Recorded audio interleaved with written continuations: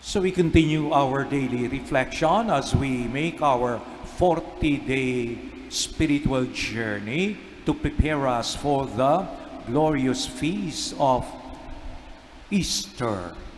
So kahapon po, Jesus spoke about following Him by taking our cross daily.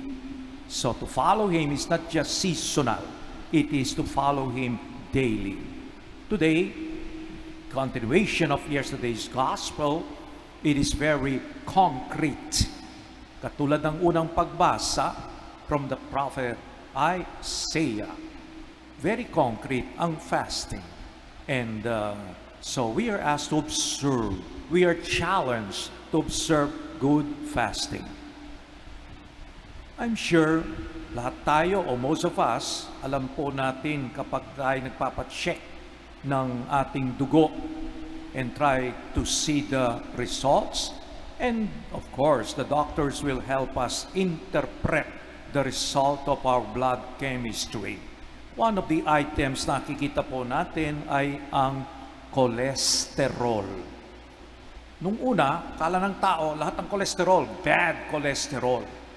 Recently, nalaman natin, meron palang bad cholesterol and good cholesterol. Yung bad cholesterol, yun ang nagbablock ng ating veins and arteries that can cause, of course, a heart attack or what, ano?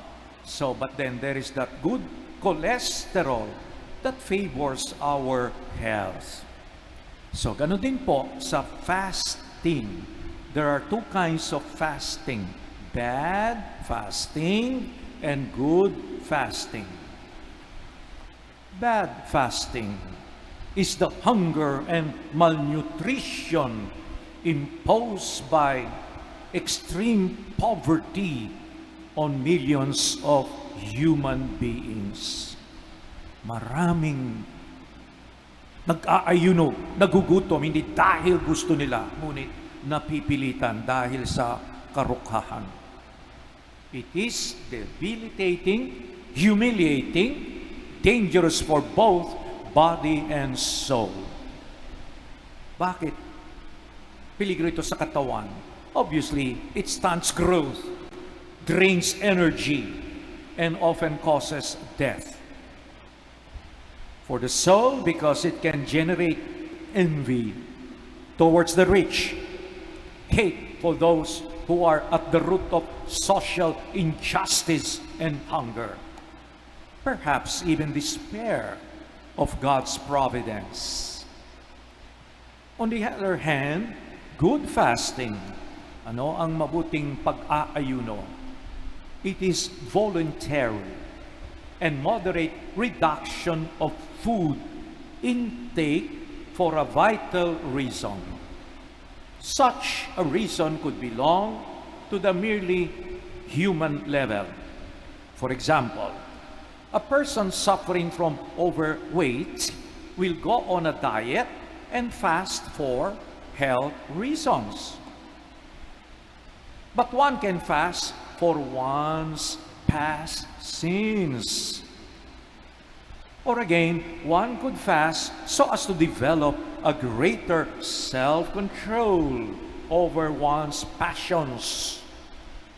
Or one could fast in imitation of Christ's 40 days of fasting in the desert.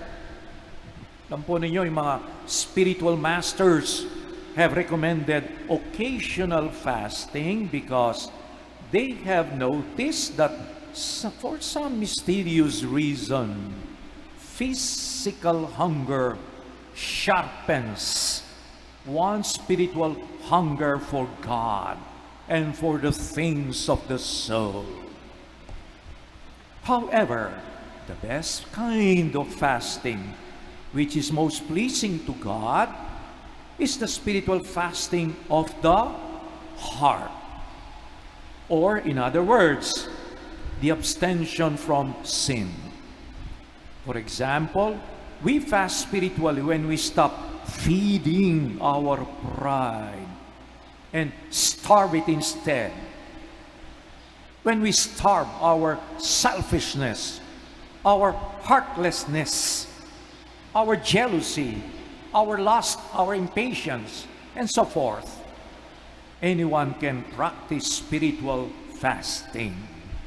Spiritual fasting is the condition to be Jesus' disciples. Let us embrace this kind of fasting generously. And I'm sure our 40 days of journey with Christ will be fruitful and more meaningful. Amen.